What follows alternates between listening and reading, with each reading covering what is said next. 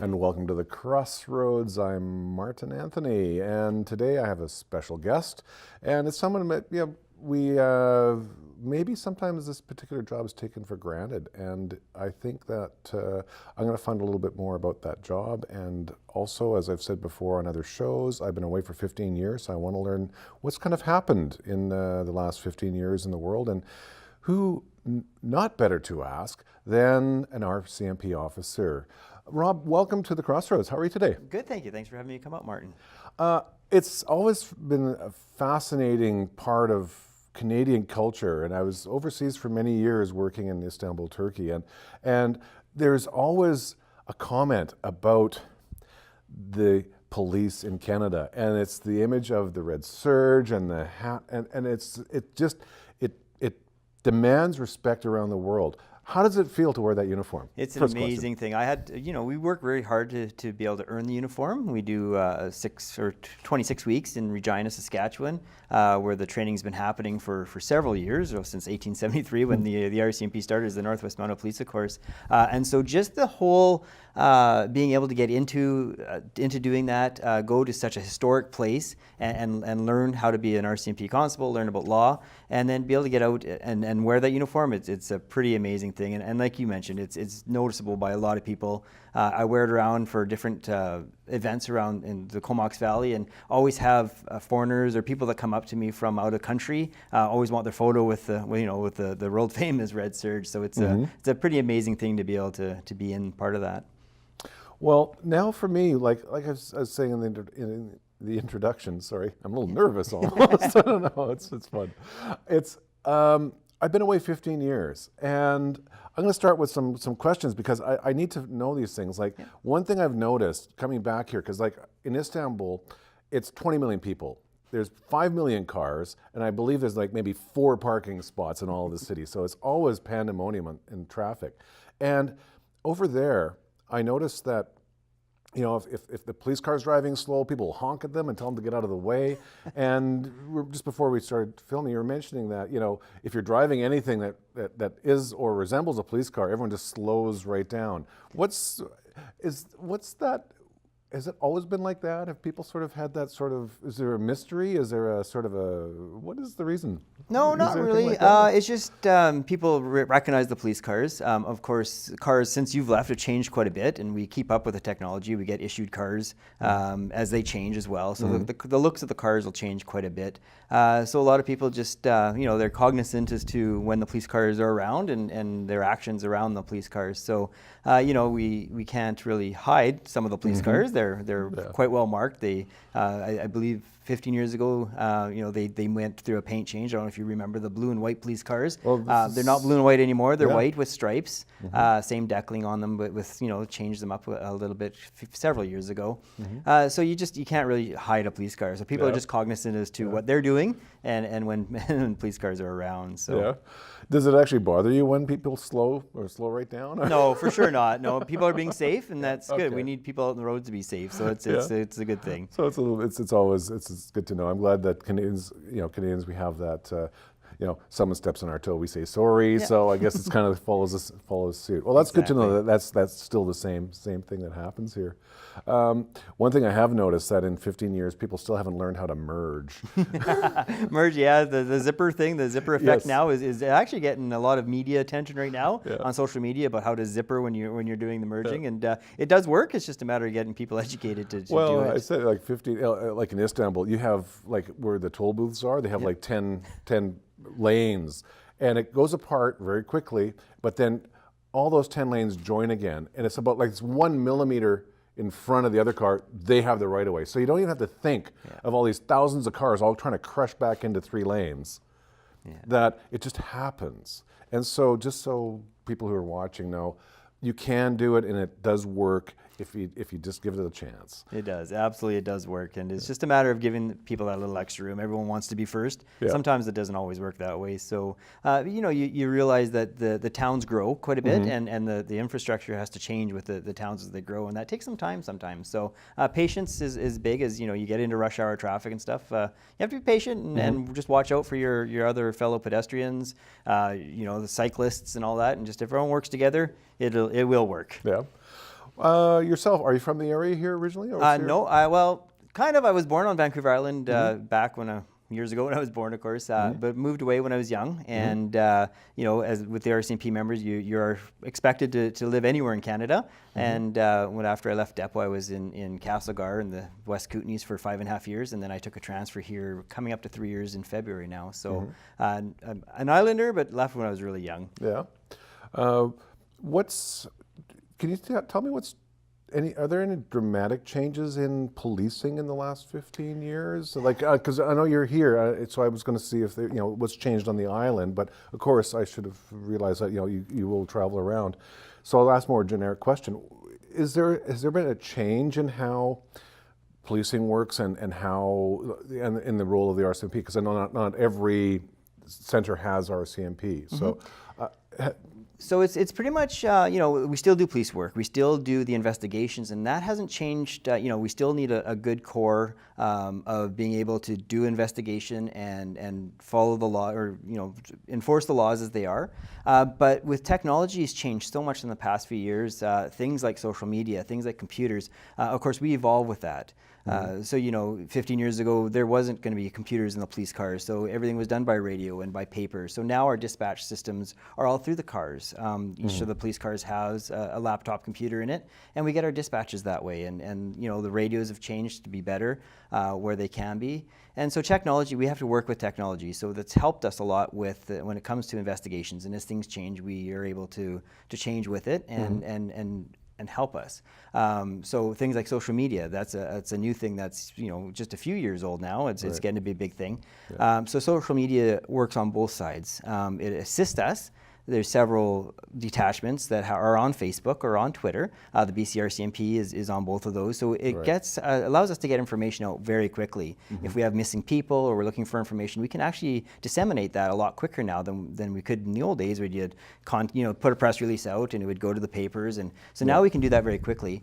But there is also the side where that information gets out before we send it out, and people start to assume what happened and put information out there that's not necessarily correct all the time. So we have to try and get the proper information out quick as well, because people can taint an investigation very quickly by putting the wrong information out there, or posting pictures of something that we don't really need out there that can really help hurt the investigation. So, so it's it worked on both sides of the fence. Well, that's what I noticed, and having worked in media overseas, was that with the just like people are pretty much streaming things as they're happening, and videos coming out, and especially when there's victims involved, and that video goes out, and I found it very disturbing to know that someone can find out what's happened to a loved one. And as before, and it's always been sort of rules of media here and with the police that until next of kin are notified, which is a polite way of saying that please don't say we would like them to find out from us, not just from the street.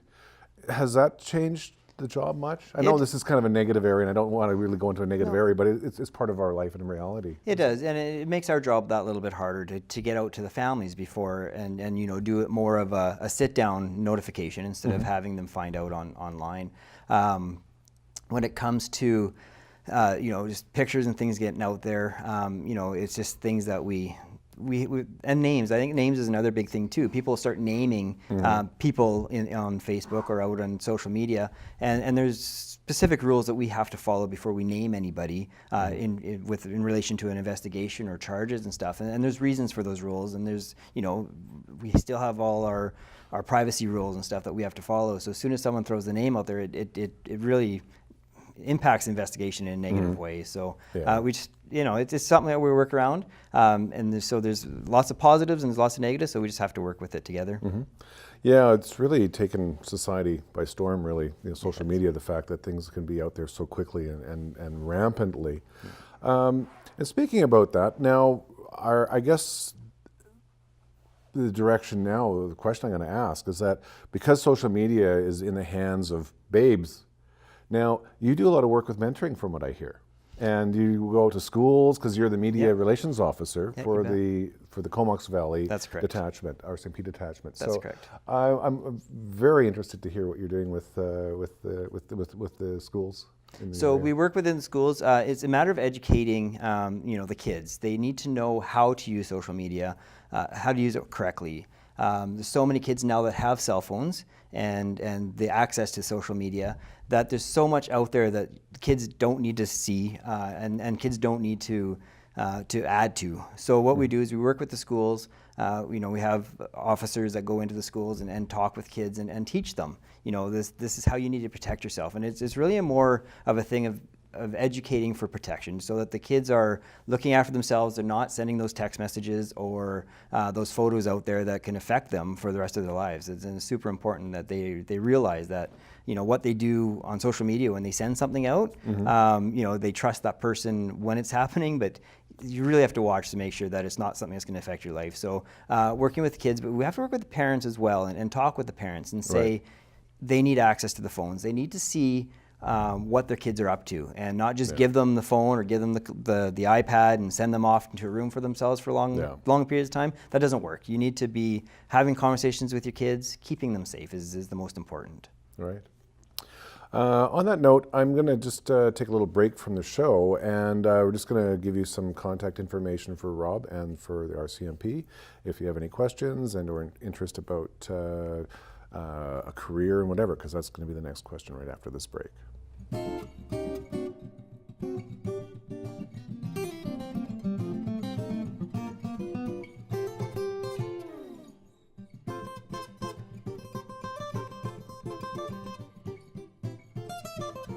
And that's how you get in touch with the RCMP. And Rob, it's a pleasure. Thanks so much for taking time out. I know your schedule is really busy. And back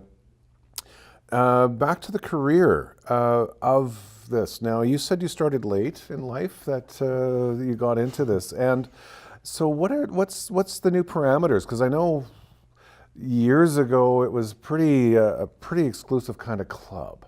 In It a was sense, not a club, but but it Yeah. was pretty exclusive as to whom and who could join.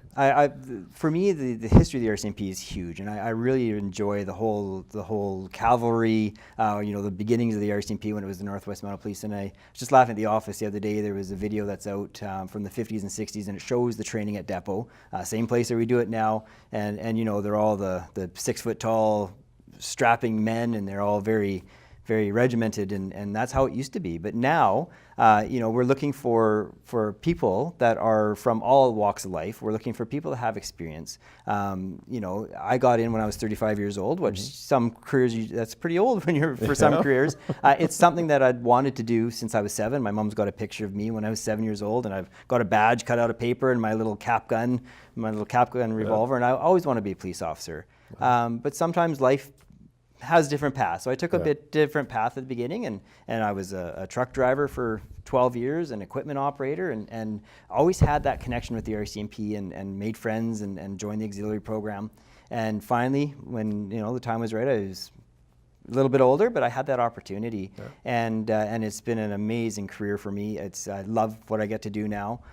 We talked about the iconic red serge uniform, and not only for myself, but my family's proud of being able to do that. So, but that's even changed again since I joined. It's coming up to 9 years here pretty soon. And now, you used to have to be a Canadian citizen, but you don't have to anymore. If you're a permanent resident and you've been in Canada for 10 years, you can apply to join the RCMP.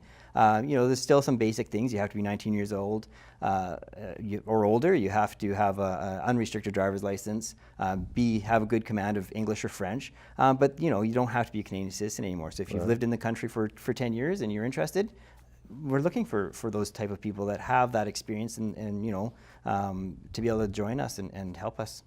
That's quite exciting news, actually. When did this come about? Is this something fairly It's recent? a couple years. It's been a couple years now Wow. that they came out with that. They've changed some of the recruiting things and stuff, and it just helps to add to the people that we have working for us. There's so many things. We're a multicultural country, and we need to be able to have those people, that have that experience out there to help us out. Yeah. On the status of what you're doing now, because you're the media relations officer, and now is that pretty much full time? Do you ever go out and chase bad guys? Or are you, writing tickets? Yeah, I'm a fully operational member. So Yeah. what happens is when you join, and as I mentioned earlier, I did 5.5 years in Castlegar, which is in the West Kootenays. So as soon as you join, you pretty much, the majority of people get into general duty policing. So general duty policing is kind of the base of policing. You're answering all the 911 calls, you're dealing with all the investigations that come into your area, and you have a chance to get hands-on and do the police work.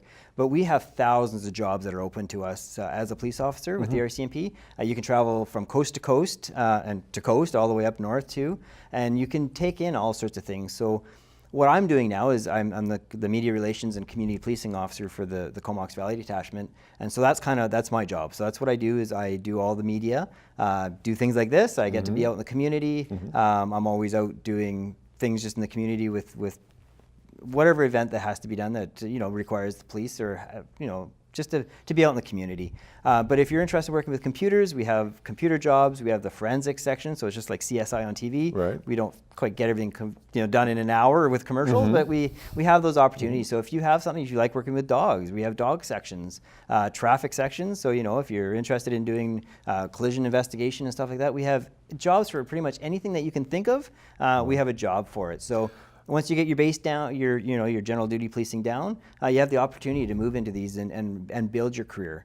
Okay, so you can basically go in then and say, okay, I'm going to join and I want to be a cyber crime specialist. Yeah. And you can do that in the RCMP. You build up your resume towards that, Yeah. and if you've got the education towards that, you can absolutely apply for it as the jobs come up and operational needs happen. You can certainly apply for these different jobs and take off with it. I learned when I was in Castlegar, it's a little bit slower detachment, and I learned that community, being in schools, being in the community, is something I really enjoyed doing. So I was able to get to a detachment that had that spot, and I was lucky enough to be able to get a job fairly quickly when I got there. And here I am. Media wasn't something that I had thought of doing, and it was part of my job. And to be able to get out there and do it, it's really cool. And a lot of people, I thought traffic as the next truck driver. I thought traffic is kind of where I would go, and the community policing was calling to me, so I'm able to do that now, and it's an awesome experience to be able to try something different and get there and do it. Well, I find that fascinating then. So as having been a professional driver, that I'm sure your colleagues who are involved in traffic investigations or something will come and bend your, ask for, bend your ear. Hey, give me the lowdown on this particular aspect and things like that. Is that something that that happens? Because if someone goes in from 19, they've got a certain amount of life experience outside the force.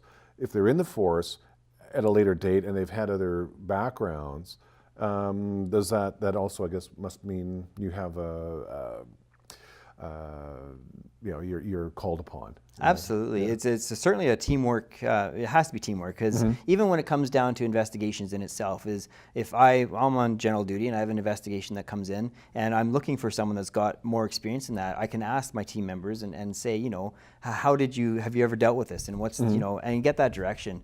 And the same thing, if someone has a background in equipment operating and they're dealing with a file like that or anything like that, it's huge to be able to call on that experience and have that.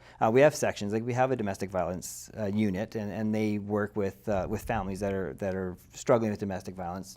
We have drug sections, so if you're interested in working and dealing with the laws around drugs and stuff, we have all these different sections that you can work for and get the experience on. And then because we're able to move on from that, so if I decide to get out of media for a while and I go to another detachment and they have something where they need a media, they can call me for that experience. And same thing if someone leaves traffic for a while, they still have that base. The basis that they can work on and just work together with everybody and make a good team effort for it. Yeah. Well, that's starting to make more sense now. It's quite. What about? Is there any international travel involved in the RCMP work? Or? We do a lot of things overseas. We have members that go over and work with NATO. We have some NATO experienced members. You can also have members that do work with the Prime Minister detail, and they travel wherever the Prime Minister goes. So there is certainly a lot of opportunities to work outside of Canada, anywhere in Canada. I know members that have worked pretty much in every province and every territory. That's not necessarily for everybody to go way up north or to go wherever, but we have those opportunities. So if you want to see what Canada's about, it's a good way to do it. Well, that's what I find fascinating. As I mentioned, I asked the question because of a friend of my parents who was in the RCMP, and he was on detail many years ago with the Prime Minister's office. So he would travel all over the world on the detail for that. And it was quite, he got to see lots of places. He got to sit down in some very interesting offices of shady governments, so to speak, where there was a great presence of guns and ammunition there, and he had to go and arrange the visit. So he was always sort of the advance party to go out. And he says sometimes it was it was quite fascinating. When you're done with the RCMP, is there going to be a book? Oh gosh, no. My career is going to be not nearly as exciting as other members, I don't think.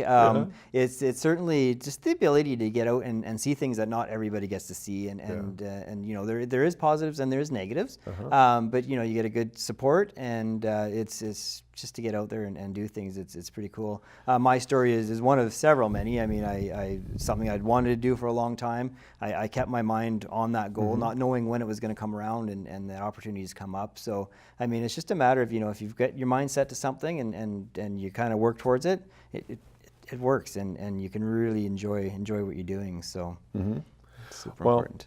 It's really exciting that what I find interesting, especially with your work, is that you get to be part of the community more so than maybe other officers, and you work with kids and youth and all ages. You're also available. I find that a very nice, and it's comforting, because it's nice to see that that is out there for people, and is out there for I remember as a child in elementary school, the RCP officer came out and gave us the talk about drugs and this is that and the other thing, and it was like, well, okay, well, that's good to understand that it's out there, and that mentoring and that is something that when it happens at the right age, it's there with you, and you can remember those things. Do you ever have a time when you're in a classroom and you sort of see the light bulbs go on with when you're presenting something? You can. A lot of kids, their parents will be telling them, don't do this, don't do that, this is why. And I remember when I was a kid, it was the same thing. Your parents would tell you, it's like, yeah, whatever. But as soon as, the police officer comes into the classroom and you're teaching a very valuable lesson. DARE is a program that we use that gets into the grade 5 students. And you get in there and you start just to build that rapport with the kids. It's a 10-week program. So as you build that rapport, it makes it so that they're more than willing to come up to you. When I was in Castlegar, super small town in Castlegar, and you'd be down at Safeway and the kids would, Constable Gardner, and recognize you right away, and it builds that rapport. Nice. And when I was in school, that's what I got, where I got interest in the RCMP as well, is just growing up and having those officers that you see around and being able to approach them. Right. I work with the Air Cadet program as well, so I build that rapport with the kids, and it's important that they know that there's someone out there for them. There's someone that they can go to for help. You have your parents. It's very important to go to your parents and your family for help. But there is someone else, and lots of kids are afraid of the police. They see things on TV and stuff that scare them, whether it's the news or television shows that kind of that just doesn't look very appealing to come to us. But we are very approachable. And that's always my biggest thing when I go to the younger grades is you see someone in this uniform, you got the stripe on the side, you got the buffalo on your shoulder flash or on the car. That's a safe stranger. That's what I always consider as we're safe strangers. I'm a stranger to the children. They don't know who I am, but they can see this uniform and they know, what, that's someone safe that I can go to if I'm lost, if I need help. that's someone you can go to. So to get into the schools and start that rapport when they're younger, it's important, and they grow up with that, and it really helps. It really helps out on the streets. It helps us, as they get into the higher grades and we're dealing with parties and stuff like that. They know who you are. They know that you're in the community, and it really helps. It makes a big difference. Yeah. Well, that makes me proud to be Canadian, because it's just growing up with that and seeing it still happening today. It hasn't slid into the sidelines or budget cuts or whatever. It's really nice to see that that's happening and still happening. I'm going to ask one last quick question because, as I said, 15 years I've been away, and then we're going to have to part on this particular episode. But because I've been away, I'm really nervous about driving my car because I don't know what can I do in my car anymore. Can I have an earbud in for phone?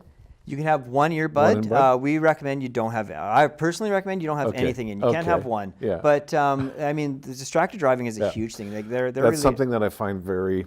They're saying now it's proven now that it's actually injuring more people than impaired driving. Yeah. And so that's another technological change that's happening a lot. Is everybody's got that. Yeah. So I mean, if you have put Bluetooth in your vehicle, it's there for you. It's a lot cheaper than getting a ticket or hurting somebody or getting in an accident. So just keep your wits about you and be as safe as you can out on the roads. Well, after the show, I'm going to be probably calling a few times because, like in Turkey, I noticed that the minibus drivers, they've got the phone, they've got their cup of tea, they've got their other phone, and they're texting and they're still driving and making change and everything. I'm like, coming back here, I really got to make sure I'm not going to, even breach a little bit of it. I've always been a good, safe driver. Perfect. And I have the driving abstract to prove it. Excellent. And that is something that I'm sure, and through the course of time with my show, I will probably be running into you at some of the events in town in the area. So that'll be nice. Rob, it's such a pleasure to have you here. So I'm going to leave it at that, and thanks for coming to the Crossroads. Thanks for having me. Okay. And you can reach me, Martin, at thecrossroads.tv. The show's Martin at thecrossroads.tv. Must be easy to remember, so I want to hear from you. And any comments, messages, if you have any guest ideas, if you just want to say thanks to me. And oh, by the way, I always forget to say this, thanks to ShawTV for providing the wonderful facilities, the wonderful people who hold the cameras, the volunteers, and Canada is a better place for having all this available to us. Have a good night. Bye-bye.